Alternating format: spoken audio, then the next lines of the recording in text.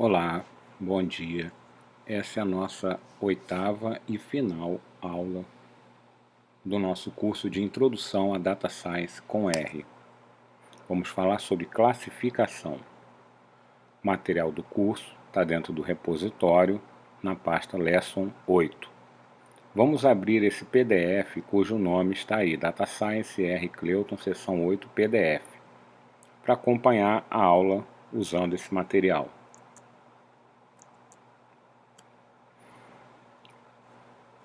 Aqui está o nosso material da seção 8, classificação. Classificação é um problema no qual nós temos entradas, variáveis preditivas, e nós temos que classificar essas entradas. O algoritmo que nós vamos treinar, ele tem que classificar cada linha, cada entrada do arquivo, que pode ser de maneira binária, sim ou não, falso verdadeiro, casado solteiro, aprovado reprovado, ou pode ser uma classe múltipla, com muitos valores. Por exemplo, a categoria de um imóvel. A gente tem, o jargão as variáveis que nós usamos para estimar, as variáveis independentes, são chamadas também de estimadores. E a variável dependente, a classe, também é chamada de etiqueta ou rótulo. Sempre que a gente vai fazer uma classificação, a gente tem uma série de algoritmos e técnicas que nós podemos escolher. Tem 3 exemplos aí. Regressão logística, que é um tipo de regressão cujo resultado é uma categoria, árvores de decisão, ou SVM, Support Vector Machine. E existem muitos outros também para classificação. Aqui nós vamos falar sobre regressão logística, porque você até já entende o que é regressão. O conceito é parecido, é a fórmula de uma reta, que nós temos os coeficientes, beta 0 é o independente, é o coeficiente linear, e os outros são os coeficientes angulares. Só que a fórmula da regressão logística, o modelo gerado, é uma probabilidade. A probabilidade de ser 0 ou 1, se for binário. E a fórmula é essa aí, que está em cima. 1 dividido por 1 mais E elevado ao negativo da combinação linear das variáveis, dos estimadores. O modelo aprende a configurar esses betas, esses coeficientes, exatamente como uma regressão linear. O gráfico da função logística é um S, assim, ó. A probabilidade vai de 0 a 1, de acordo com o valor das variáveis estimadoras. Uma coisa interessante é que o resultado é sempre uma probabilidade. Como é que a gente então chega num valor binário? A gente chega num valor binário arredondando. Se a probabilidade for maior que meio, que 0,5, arredondamos para 1, se não, arredondamos para 0. O problema que nós vamos falar aqui é o churn prediction, previsão de evasão. Esse problema aconteceu e eu tive a oportunidade de participar numa instituição de ensino onde eu lecionei. O que é churn prediction? É a previsão de evasão de clientes, evasão de alunos. E nós a instituição estava tendo um problema de evasão de alunos. Foi feito um levantamento, algumas variáveis foram consideradas, e nós chegamos a um modelo que permitisse a gente avaliar o risco de um determinado aluno abandonar o curso, para poder investir nos fatores que o forçariam a abandonar o curso.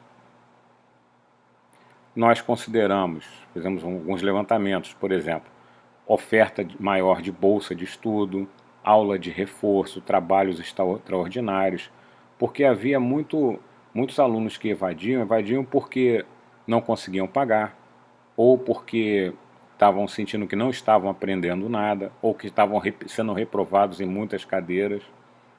Ou seja, a gente fez um trabalho para tentar recuperar os alunos. Então tem um dataset aí, chamado evasão.csv, que ele tem os dados desidentificados, é claro, e um conjunto reduzido dos dados dos alunos, com essas variáveis: o período em que o aluno está no momento que foi coletado o dado, o percentual de bolsa que ele tem, quantas disciplinas ele foi reprovado até agora, se ele está em atraso com as mensalidades. Isso aqui é uma variável categórica, é sim ou não, 0 ou 1. Não tem um número de mensalidades, é binário. A quantidade de disciplinas que ele está cursando nesse momento, quantas faltas ele teve nesse período e a mediana das notas das disciplinas que ele está cursando nesse período. E tem a etiqueta, que é um valor binário dizendo se aquele aluno abandonou ou não.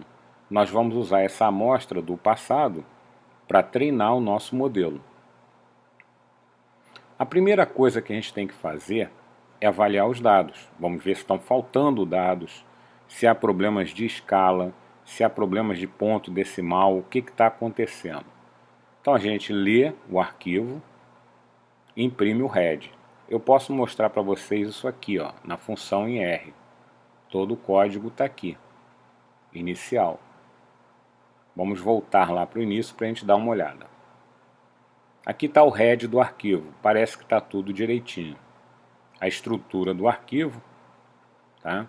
Essa variável em atraso, ela é categórica, ela é binária, mas ela está mapeada como inteiro. Se ela fosse uma variável categórica com muitos valores, por exemplo, estado civil, casado, solteiro, divorciado, tem 3 valores, era melhor transformá-la num fator, que é um outro tipo de dado. Mas por enquanto está bom. Uma coisa importante é a gente saber se está faltando valores, se tem linhas com valores NA, né? Ele não conseguiu ler o valor. Tem uma maneira rápida de fazer isso, que é usar a função table. Table isNA e passar o nome do data frame. No caso aqui, o summary está aqui, o summary das variáveis, estão vendo? No caso, retornou false. Nenhum dos valores contém NA, então nós podemos ir em frente. O que a gente vai fazer? Uma coisa muito importante, esse é um algoritmo baseado em Machine Learning, aprendizado de máquina. Nós vamos ensinar o algoritmo em aprendizado supervisionado. Por quê? Nós vamos submeter um conjunto de dados com rótulo para que ele aprenda, com a etiqueta. Então ele vai classificar e comparar, classificar e comparar. Ele tem uma supervisão para saber se ele acertou ou errou. Então o nosso arquivo tem que ter etiqueta. Depois nós vamos testar o modelo sem passar a etiqueta para ele. A gente precisa dividir os dados, as amostras, em treino e teste. Por quê? Quando você treina um algoritmo de machine learning, você precisa ter uma maneira independente de testar. A única maneira é você submeter, fazer previsões com valores que esse algoritmo não viu, que ele não foi treinado nesses valores, valores desconhecidos. Então é praxe a gente reservar uma parte da amostra para treino e uma parte da amostra para teste do algoritmo, do modelo gerado. Como é muito difícil a gente coletar dados só para treino e só para teste, a gente normalmente separa uma parte da amostra. E é o que eu estou fazendo aqui. A função sample, ela randomiza a amostra e retira um pedaço dela. Olha só, size igual around de 0,75 vezes n. N é o número de linhas. Então estou pegando 75% das linhas para treino. Com isso, esse valor limite aqui é um vetor. Ele contém o número das posições do arquivo que serão usados para treino. Aí eu posso separar, ó, train df recebe df indexado de limite, com a vírgula aqui, que eu quero só as linhas. Aqui são as linhas, depois da vírgula são as colunas. Eu quero todas as colunas. Ao fazer isso, o meu trem DF, que está aqui, ó, ele tem todas as variáveis em ordem completamente aleatória, de 75% das linhas. E o meu teste DF recebe o resto, ó, menos limite. Limite é um vetor. Essa sintaxe menos limite é tudo que está no DataFrame, exceto as linhas cujo índice está nesse vetor. Então o meu teste DF está aqui, ó. Tá? Ele é menor. A gente pode ver aqui, ó, que o trem DF tem 225 observações e o teste DF tem 75. Então eu separei em treino e teste. E vou criar um modelo de regressão logística. Eu uso uma fórmula, a função GLM, abandonou, que é a variável que tem a etiqueta, em função de período, bolsas, repetiu, em atraso, disciplinas, faltas, desempenho. Essa é a minha fórmula. Quais são os dados que eu vou usar? Os dados de trem DF. E isso aqui que é importante, ó. Qual é a família de algoritmo linear que eu quero? Binomial, que é a regressão logística, ou logit, também chamada de logit. Com isso eu criei o modelo e já treinei, e vou imprimir o summary dele. O summary desse modelo, tá aqui, ele não tem o R quadrado ajustado, porque isso não é uma regressão linear. Ele tem esse valor A e C aqui, que a gente quer que ele seja o menor possível. E ele tem aqui os coeficientes, inclusive o valor P dos coeficientes e aquela legenda com asteriscos e pontos, ou seja, 3 asteriscos é muito, o valor P é próximo de zero, então ela é uma variável que contribui. 2 asteriscos também. Um asterisco já é 0,01. Um ponto é 0,05, está próximo da área alfa. É o valor da área alfa. E branco significa que ela não contribui em nada. Então, teoricamente, nós podemos excluir todas essas variáveis que não estão contribuindo em nada aqui. Tá? A gente tem aqui o resultado com todas as variáveis. Teoricamente, a regressão, o teste, o treino já foi feito, mas a gente tem uma outra maneira de avaliar o quanto essas variáveis participaram, que é o ANOVA. ANOVA desse modelo fazendo esse teste aqui, ó, Q-squared.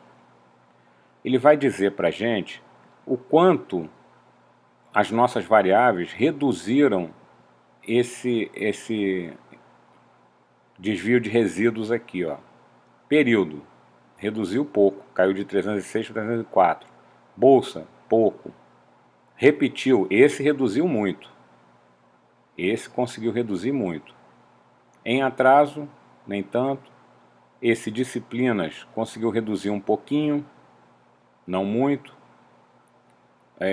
Faltas, não reduziu quase nada.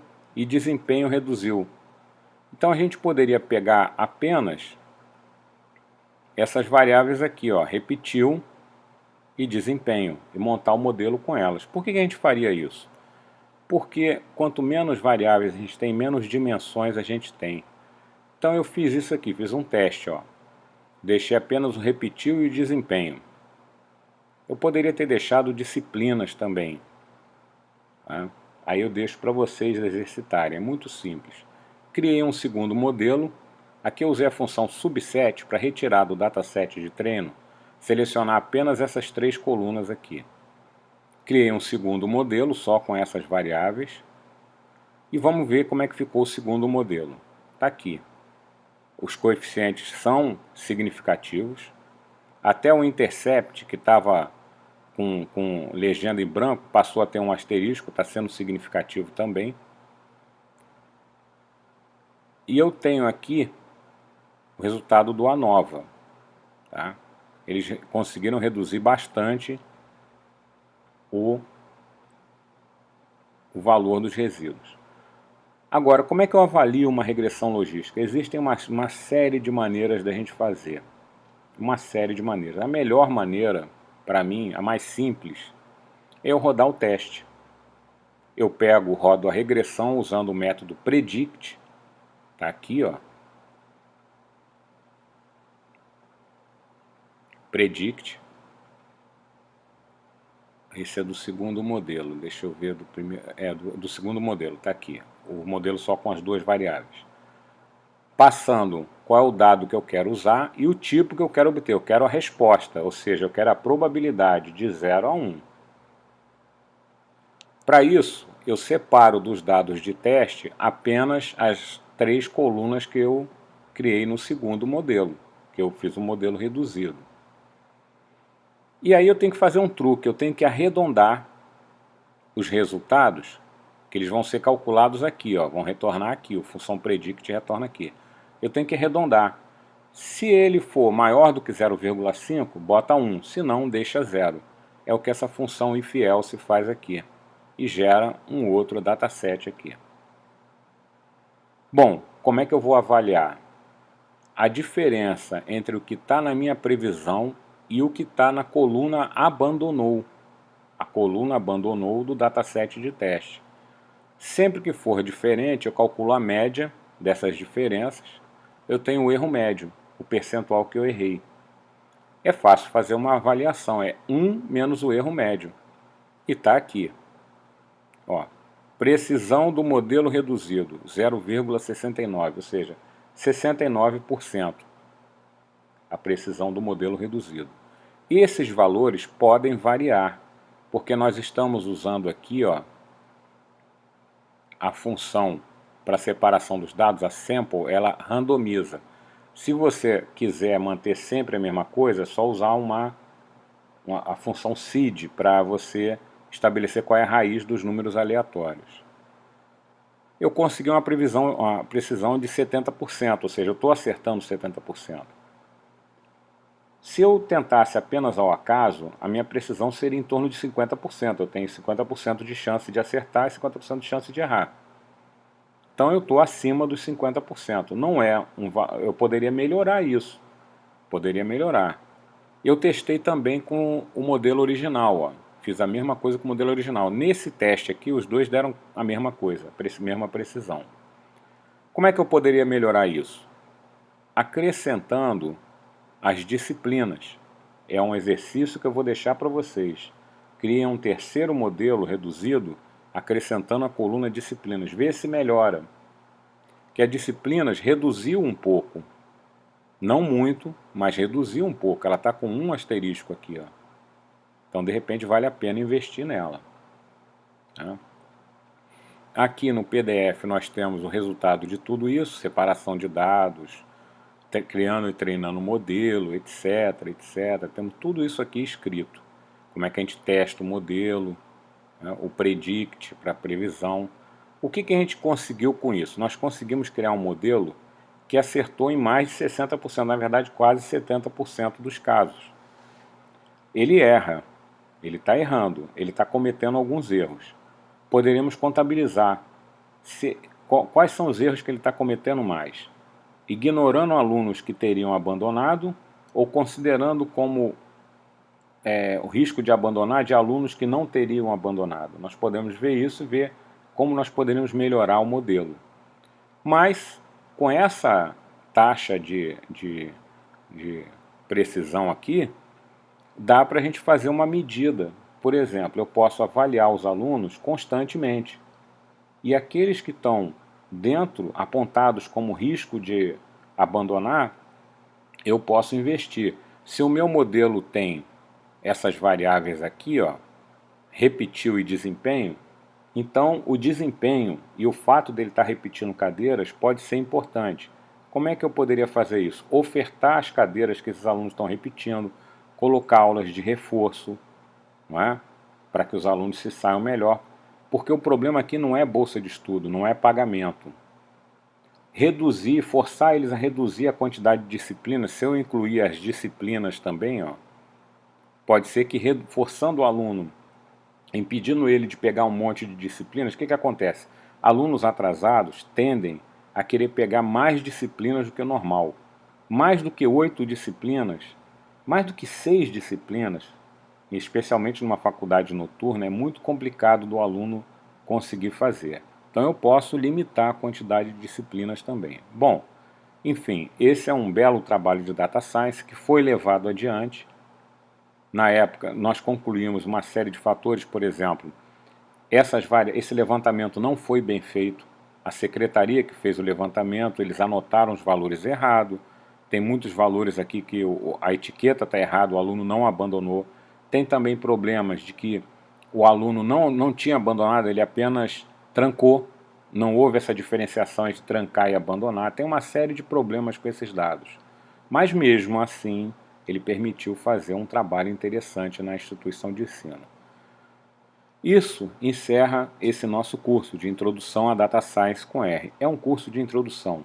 Tem muita coisa sobre Data Science, mas a gente aqui colocou as fundações do que seria Data Science. Vimos testes de hipótese, inferência estatística, né? Vimos problemas de regressão, problemas de classificação. O que vem mais?